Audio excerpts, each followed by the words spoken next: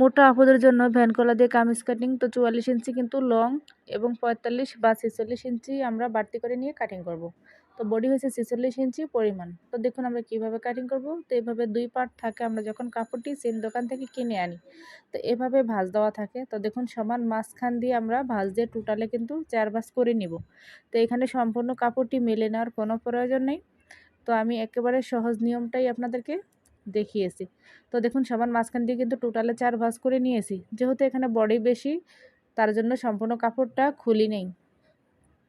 তো আমাদের লং অনুযায়ী কিন্তু এখানে কাপড়টি ভাঁজ দিয়ে নিতে হবে। তো আমি প্রথমেই কিন্তু ৪৬ ইঞ্চি লং নিয়ে কাপড়টি ভাঁজ করছি। তো দেখুন এভাবে ইঞ্চি টিপ দিয়ে আমাদেরকে মাপ দিয়ে দেখতে হবে এখানে লগের মাপ অ্যাকুরেট আছে কিনা। তো এখানে ৪৬ ইঞ্চি পর্যন্ত কিন্তু আছে। তো পুরো বহরটাই কিন্তু আমরা নিয়ে নিছি।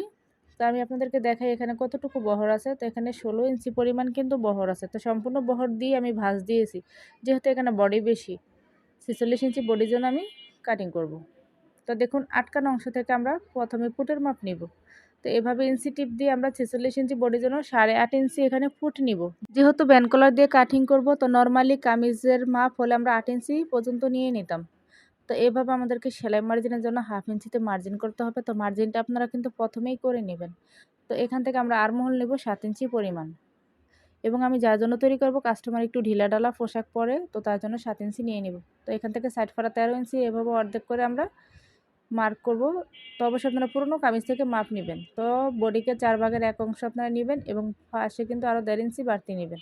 তো সেম ফেটের মাপ এবং আমরা হিপের মাপ ৪ ভাগের ১ অংশ কিন্তু নিয়ে এবং বাড়তি কিন্তু নিয়ে নেব। তো আপনারা অবশ্যই আমার লাইভে যুক্ত হবেন, ফেসবুক লাইভে, তাহলে কিন্তু শিখতে পারবেন। তো দেখুন আমাদের কিন্তু মার্জিন করা শেষ। তো এখন আর্মহোলের এখানে ভালোভাবে রাউন্ড শেপ করে দিতে হবে।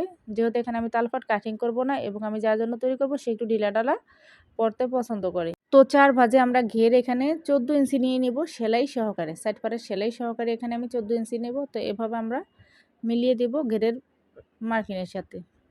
তো সাইড ফাড়া কাটিংটা আপনারা একটু ভালো করে করবেন, তাহলে সাইড ফাড়াটা আপনারা সঠিক নিয়মে সেলাই দিতে পারবেন বা কোনো প্রকার আঁকাবাঁকা হবে না। তো অবশ্যই চিহ্ন দিয়ে নেবেন মিডল পয়েন্টে।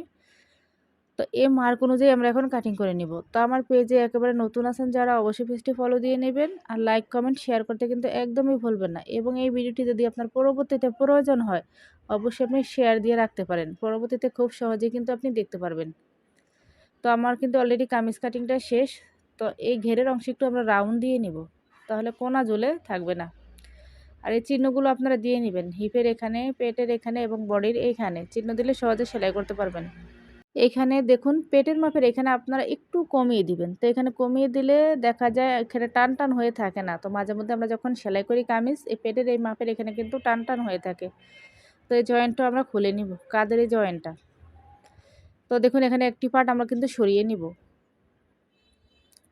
তো আমি এখানে একটা পার্ট সরিয়ে নেওয়ার পরে এখানে ৩ ইঞ্চি ২ পয়েন্টে মার্ক করছি।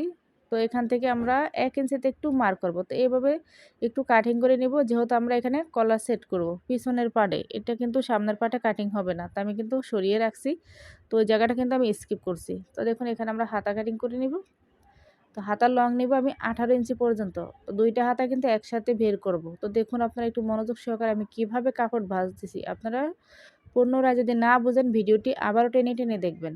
তো দেখুন এখানে কিন্তু জয়েন দিতে হবে। জয়েনের জন্য আমি এখানে ৪ টুকরো কাপড় নিয়েছি। তো হুবহু আমরা যেভাবে হাতার মার্জিন করি মাপ অনুযায়ী এভাবে আমাদেরকে কিন্তু মার্জিন করে নিতে হবে। তো এখানে ৩.৫ ইঞ্চিতে কিন্তু আমি হাতার ডাউনের জন্য শেপ দিব, যেহেতু এখানে বডি বেশি। তো এই মার্ক অনুযায়ী আমরা হাতাটি কাটিং করে নিব। তো আপনারা যদি না বুঝতে পারো এই কাটিংটি অবশ্যই কমেন্টে জানাবে। বা আজকে রাতে কিন্তু লাইভ হবে, ফেসবুক লাইভ হবে, অবশ্যই আপনারা জয়েন করবে।